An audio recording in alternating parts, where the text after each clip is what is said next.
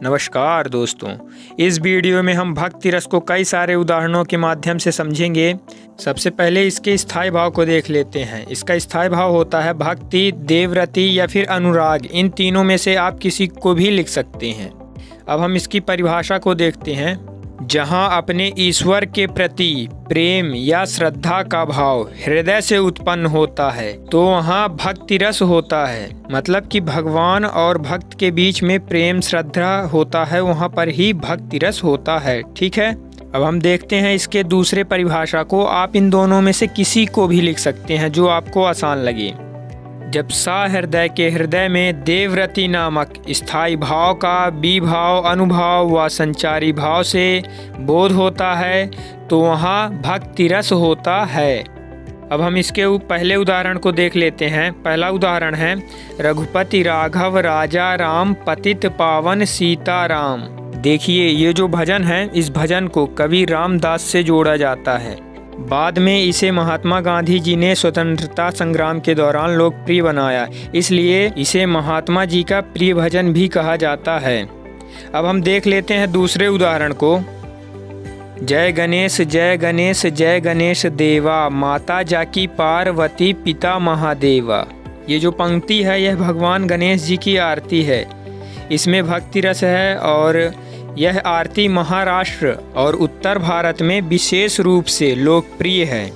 ठीक है, अब हम बढ़ते हैं तीसरे उदाहरण की ओर। तीसरा उदाहरण है ओम जय जगदीश हरे स्वामी जय जगदीश हरे।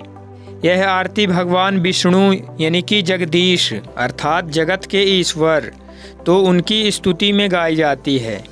इसके रचयिता पंडित श्रद्धाराम शर्मा जी हैं।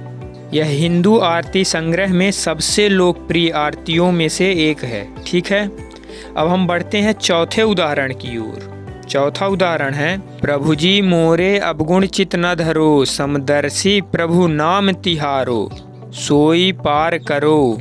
इस पंक्ति का मतलब है कि हे प्रभु, मेरे दोषों पर ध्यान मत दीजिए, मैं तो आपका शरणागत हूँ, कृपा मुझ पर भी दया कीजिए, मुझे क्षमा करें और अपनी भक्ति में लगाए रखें। यहाँ समदर्शी का मतलब जो समान रूप से सबको देखते हैं, यानी कि भगवान। ठीक है, यह विशेष रूप से भगवान विष्णु को संबोधित भक्ति गीत है, इसलिए यहाँ पर भक्ति रस है। अब हम बढ़ते हैं अगले उदाहरण की ओर। मेरे तो गिरधर गोपाल दूसरो ना कोई, जाके सिर मोर मुकुट मेरो पति सोई। इस पंक्ति में मीराबाई कहती हैं कि मेरे तो गिरधर गोपाल यानी कि श्री कृष्ण जी हैं और दूसरा कोई नहीं है। जाके सिर मोर मुकुट यानी कि जिसके सिर पर मोर का मुकुट है वही मेरे पति हैं। जो मीराबाई हैं वह भगवान श्री कृष्ण की बहुत ही बड़ी भक्त थी और उन्हें अपने पति के रूप में मान ली थी। ठीक है, इन पंक्तियों में भक्ति रस है। अब हम बढ़ते हैं छठवें उदाहरण की ओर। पायो जी मैंने राम रतन धन पायो। यह पंक्ति मीराबाई के भजन पायो जी मैंने राम रतन धन पायो से है।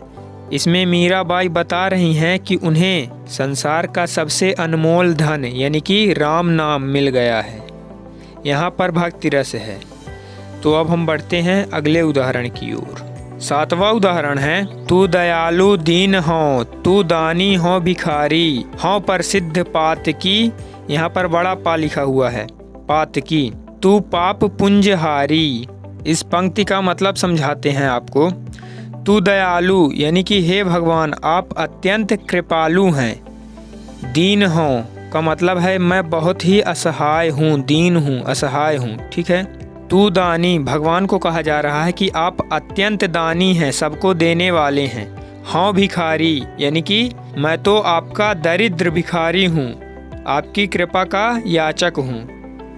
हाँ प्रसिद्ध पात की, मैं संसार में पापी के रूप में प्रसिद्ध हूँ। तू पाप पुंजहारी, और आप सभी पापों के समूह को हरने वाले हैं। पुंज का मतलब होता है कि पापों का समूह, पापों के समूह को पुंज कह देते हैं। ठीक है, अब हम बढ़ते हैं अगले उदाहरण की ओर। आठवां उदाहरण है उलट नाम जपत जग जाना, बाल्मीक भय ब्रह्म समाना।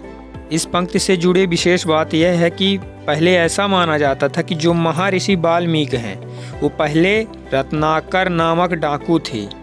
जब उन्हें नारद मुनि ने कहा कि आप राम नाम का जप करिए तो वे राम नहीं बोल पाए।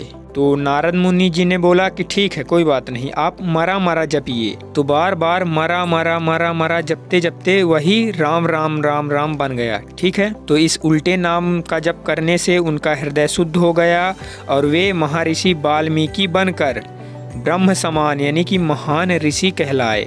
ठीक है, तो अब हम बढ़ते हैं लास्ट उदाहरण की ओर। 9वां उदाहरण है, मेरो मन अनत कहाँ सुख पावे, जैसे उड़ी जहाज को पंछी फिर जहाज पे आवे। इस पंक्ति का यदि हम भाव अर्थ देखेंगे तो हमें पता चलेगा कि मनुष्य का जो मन है संसार की वासनाओं, भोगों और इच्छाओं में उड़ता फिरता है, लेकिन उसे कहीं स्थायी शांति और सुख नहीं मिलता। ठीक उसी प्रकार जैसे एक पक्षी जहाज से उड़कर समुद्र के बीच चारों ओर भटकता है, परंतु उसे कहीं टिकने की जगह नहीं मिलती। अंततः वह थक कर फिर जहाज पर लौट आता है, क्योंकि वहीं उसे सहारा मिलता है। उसी तरह मन भी भटक भटक कर अंत में भगवान की शरण में लौटकर ही सच्चा सुख पाता है। ठीक है, तो दोस्तों यदि आपको सभी रस की वीडियो देखनी है तो आप मेरे चैनल के प्लेलिस्ट पर जाकर रस वाले ऑप्शन पर क्लिक करके सभी वीडियो देख सकते हैं। मैंने उन वीडियो पर रस को बहुत ही आसान तरीके से बहुत सारे उदाहरणों के माध्यम से समझाया है।